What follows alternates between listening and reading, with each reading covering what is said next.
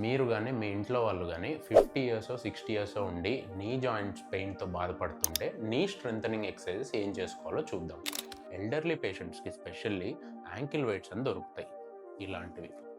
So నేనంటే ఆవేశపడి అప్పట్లో each 5 kgs తెప్పించుకున్నా. But మీరైతే 2 kgsవి ఒక పేరు తెప్పించుకోండి చాలు. వీటితో మీరు ఇంట్లోనే క్వాడ్రిసెప్స్కి హ్యామ్స్ట్రింగ్స్కి ఎక్సర్సైజెస్ ఏం చేసుకోవాలో ఇప్పుడు చూద్దాం. సో నీ జాయింట్కి ముందు భాగంలో క్వాడ్రిసెప్స్ ఉంటుంది. ఇది క్వాడ్రిసెప్స్ స్ట్రెంథనింగ్కి. అండ్ వెయిట్ చాలా హెవీగా ఉంది కాబట్టి అలా అనిపిస్తుంది. మీరైతే చిన్నవి తీసుకోండి.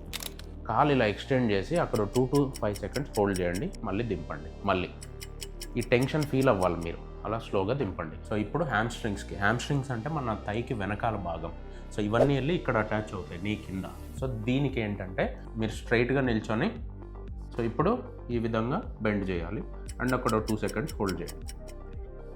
సో ఈ 2 ఎక్సర్సైజెస్ మాత్రం రెగ్యులర్గా చేసుకుంటే మీ నీ పెయిన్ తగ్గుతుంది.